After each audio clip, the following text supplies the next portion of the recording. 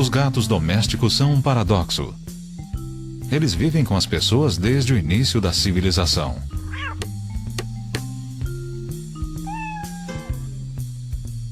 Mas tornaram-se domésticos sem perder a sua felinidade, a sua independência e sua capacidade de viver sem nós. Porém, é óbvio que eles gostam de gente e que muita gente gosta deles. Gatos e pessoas vivem em parceria.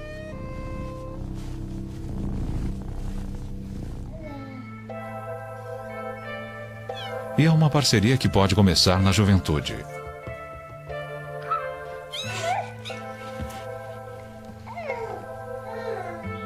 Os gatos, porém, vivem menos que as pessoas e não podem se dar ao luxo de uma infância longa. Um bebê de 6 semanas, a mesma idade desses gatinhos, não consegue correr, pular e explorar.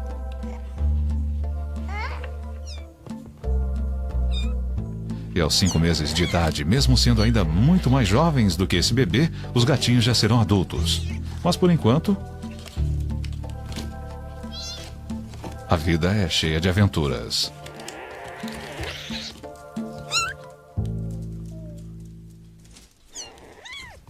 Com apenas 6 semanas, eles já estão desenvolvendo a ampla gama das habilidades felinas.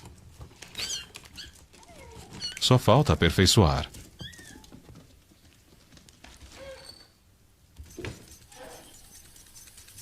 Os brinquedos mais simples podem ser educacionais, ensinando, por exemplo, a caçar.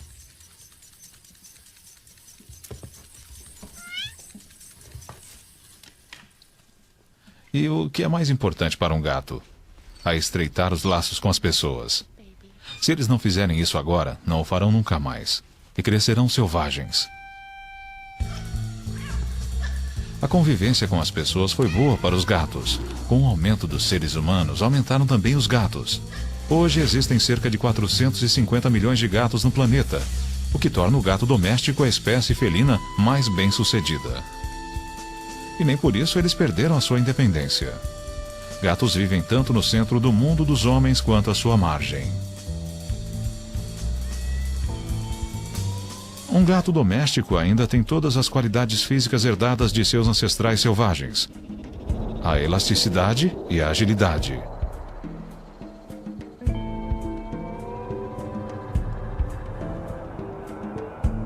A capacidade de não se ferir quando cai, usando o reflexo de endireitar-se.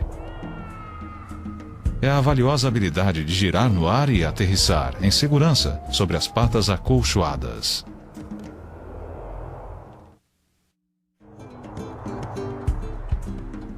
Os gatos domésticos, como os gatos selvagens, nunca fazem mais do que o necessário e passam até 18 horas por dia dormindo. Na natureza, a tendência dos gatos é caçar à noite. E os gatos domésticos conservaram os olhos de caçador, olhos que enxergam em luz 6 vezes mais fraca do que os seres humanos conseguem. Os séculos de domesticação não mudaram drasticamente o tamanho dos gatos. Nesse aspecto, quase todos são parecidos. Mas entre as raças, existem muitas outras distinções, frequentemente provocadas para satisfazer certos gostos, às vezes inexplicáveis, dos seres humanos. Mas os gatos, ao contrário de quase todos os outros animais domésticos, têm praticamente a mesma aparência e comportamento do meio selvagem. Seu relacionamento com as pessoas é uma parceria.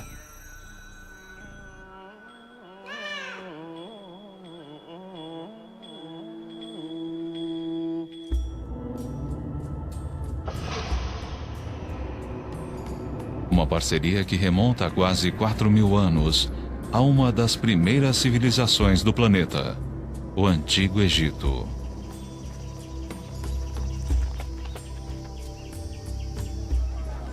Nas casas e nas ruas do Egito, hoje existe um certo tipo de gato, esbelto e vigoroso, que é muito parecido com os primeiros gatos que se associaram ao homem. Esses poderiam ser gatos que os antigos egípcios criariam e, inclusive, adorariam. E aqui está a sua origem, o gato da Líbia. Um gato selvagem do norte da África. um gato que se adaptou às mudanças. A civilização egípcia cresceu com a invenção da agricultura. As pessoas começaram a guardar grãos, o que atraiu os roedores. E os roedores atraíram os gatos selvagens. Os gatos selvagens foram bem-vindos como caçadores e comedores de carniça. Assim, uma solução de convívio se formou entre os gatos e os agricultores. Com o passar do tempo, os gatos acabaram vivendo com as pessoas dentro das casas. A domesticação foi um acordo feito entre iguais. E nós nunca controlamos os gatos. No entanto, parece que até hoje nós não entendemos muito bem isso. Karen Overall é especialista em comportamento animal na Universidade da Pensilvânia. Nós não entendemos os gatos, o que é interessante, porque eles vivem com as civilizações humanas há milhares de anos. E parte do problema é que nós não domesticamos, entre aspas, ou desenvolvemos o gato como animal doméstico, como fizemos com o cão. Nós deixamos que eles ficassem conosco porque eles eram ótimos caçadores. Eles liquidavam os roedores e, portanto, controlavam as doenças. A peste negra foi extremamente limitada em algumas áreas porque os gatos matavam os ratos que carregavam as pulgas portadoras da doença. E nós queríamos que os gatos ficassem conosco, mantendo esse tipo de relacionamento sem toque. Mas nós nunca realmente trabalhamos e domesticamos os gatos para comportamentos específicos. Você não vê um gato conduzindo o gado como um border collie. Você não vai ver um gato de cego. Eles são companheiros fantásticos, mas não creio que alguém queira realmente depender de um gato para esse tipo de coisa. Eles são extraordinariamente inteligentes e mantêm toda a sua felinidade. Eles são totalmente individualistas e não damos a eles o devido crédito por isso. Atualmente existem 37 variedades de felinos. E a primeira coisa que as pessoas reconhecem em qualquer uma delas é a felinidade característica. É o jeito de se mover. A tendência de viver e caçar sozinho. O fato de que, ao contrário de outros carnívoros como os cães e ursos, eles se alimentam exclusivamente de carne. E as pessoas reconhecem essa felinidade porque os gatos convivem com elas. E são muitas vezes tão familiares quanto as outras pessoas.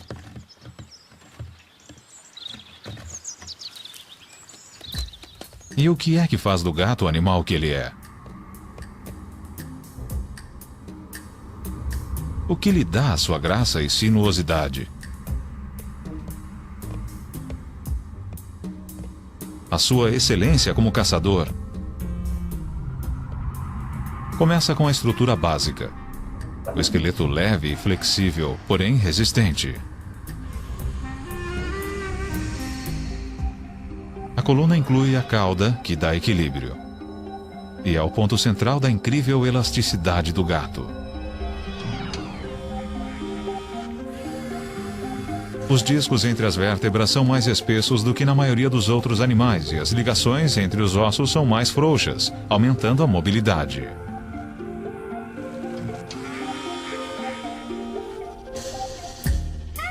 Como um bailarino fazendo ponta, o gato anda nos dedos das patas. Com isso, o comprimento da perna e o tamanho do passo ficam maiores e o gato ganha velocidade. E é por isso também que, surpreendentemente, essa junta é o tornozelo do gato e o começo da pata. Os ossos da pata são muito longos. E só os dedos fazem contato com o chão, aumentando o impulso e os saltos.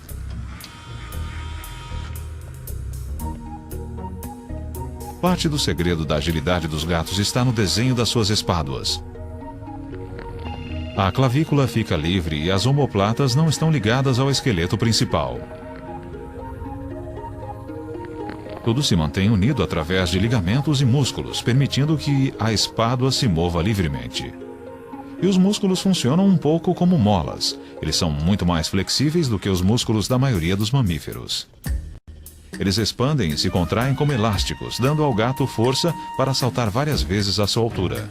Um ser humano com músculos como os de um gato saltaria do chão ao topo de uma casa. Quando um gato salta, a força vem dos músculos das pernas traseiras.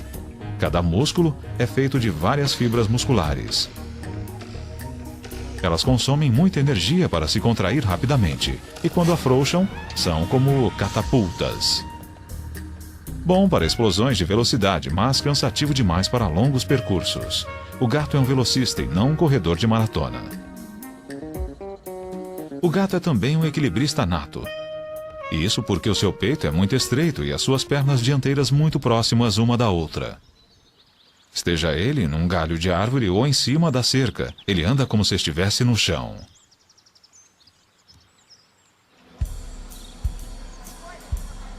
Desde que passaram a viver nas casas, os gatos nem sempre podem exercitar os seus talentos.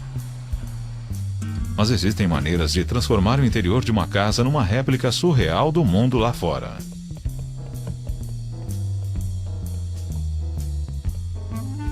Este é o mundo que pertence a Molly, Little Jimmy, Bernard, Tom, Frank e mais 4 gatos.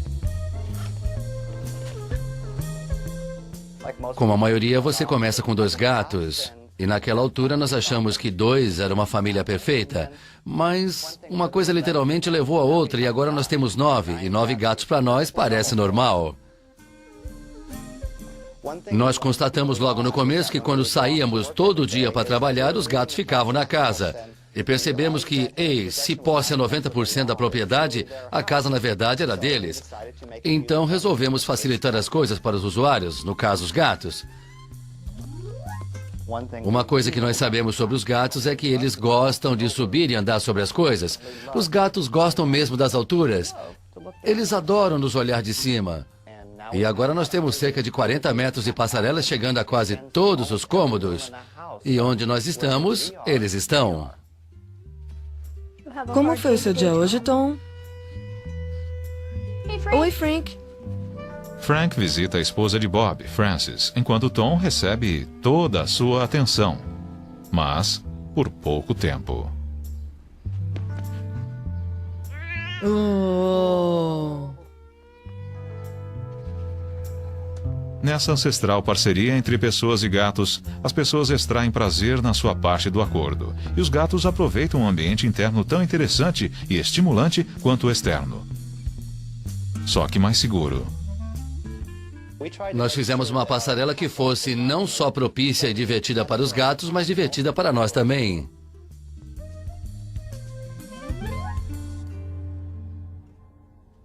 Um outro requisito para a parceria com os gatos foi que esses animais essencialmente solitários aprendessem a viver uns com os outros. No Instituto de Antrozoologia, na Inglaterra, John Bradshaw vem estudando como os gatos se relacionam com os seres humanos e com outros gatos. Seu laboratório é o lar de 11 gatos que vivem num grupo coeso.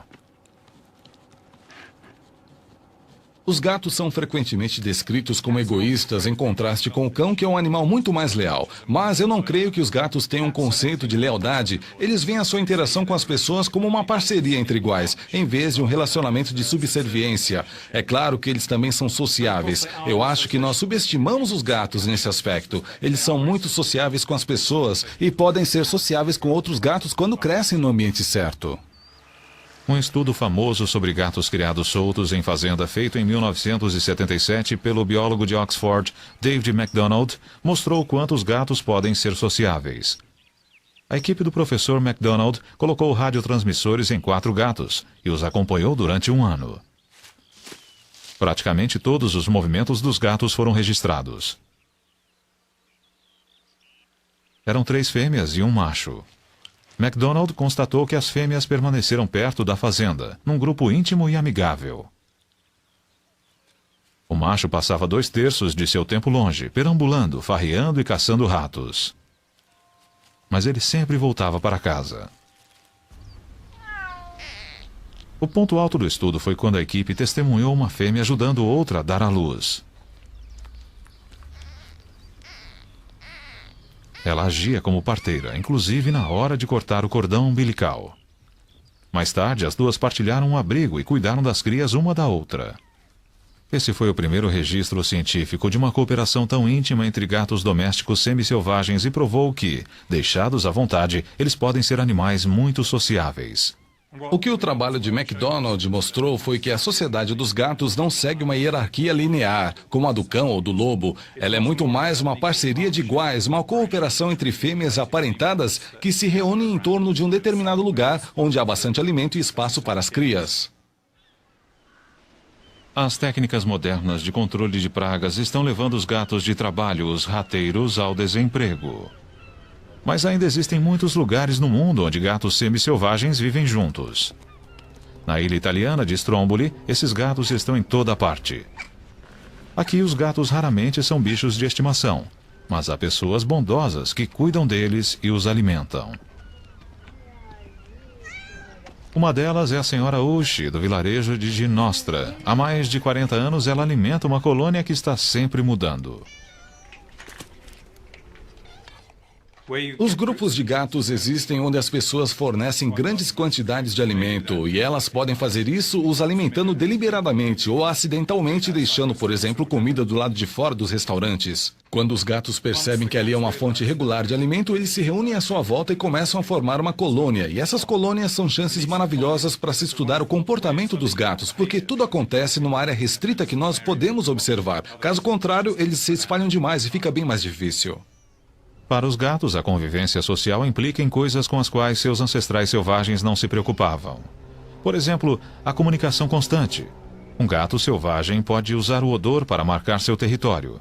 Mas esses gatos transformaram a marcação com odor numa linguagem. Com urina e glândulas especiais na face, eles deixam mensagens tão características quanto a voz ou uma assinatura.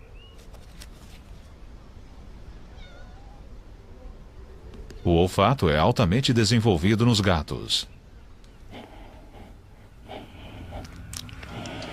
A membrana mucosa do focinho dos gatos, onde os cheiros são impressos, tem 2 vezes a área do seu correspondente humano. E logo abaixo há um segundo detetor de cheiros, o órgão de Jacobson. O gato aspira o ar pela boca e suas células especiais analisam as partículas. E o cheiro não é seu único meio de comunicação. Os gatos também se esfregam. Acreditamos que é um sinal muito importante na sociedade dos gatos e no relacionamento gato-ser humano. Os gatos tendem a se esfregar em outros gatos que são um pouco maiores ou mais ferozes. As fêmeas tendem a se esfregar no macho que elas queiram. Quando se esfregam em nós, eles estão reconhecendo que somos mais fortes. Não superiores, mas um pouco maiores. Eles mostram algum tipo de deferência para reconhecer que somos maiores, mas eles ainda querem ser amigáveis. E há o ronronar. O ronronar parece que é o convite a algum tipo de atração e também ao contato físico. Os gatos ronronam quando estão satisfeitos e querem a companhia de outro gato ou do dono, ou quando estão com muita dor. Por exemplo, um gato atropelado. Parece bizarro porque as pessoas associam ronronar com prazer, mas não se trata de prazer, e sim de querer atenção. Eles estão tentando conseguir ajuda naquela situação em particular. O gato ronrona vibrando as cordas vocais externas e parece que cada gato tem uma frequência específica. Uma das coisas que nós descobrimos observando os gatos nas fazendas e em outros lugares é que eles são bem quietos. A menos que haja uma briga ou alguma coisa acontecendo, os gatos não fazem muito barulho. Uma das coisas que eles menos fazem é miar. E nós achamos que isso acontece porque o gato aprende a miar. Ele aprende que o ser humano responde bem a vocalizações. Nós somos uma espécie conversadora, por assim dizer. E, portanto, um gato descobre que a melhor maneira de conseguir a atenção do dono é fazendo barulho. Feito isso, ele indica usando algum tipo de linguagem corporal o que é que ele quer, comer, sair ou o que for.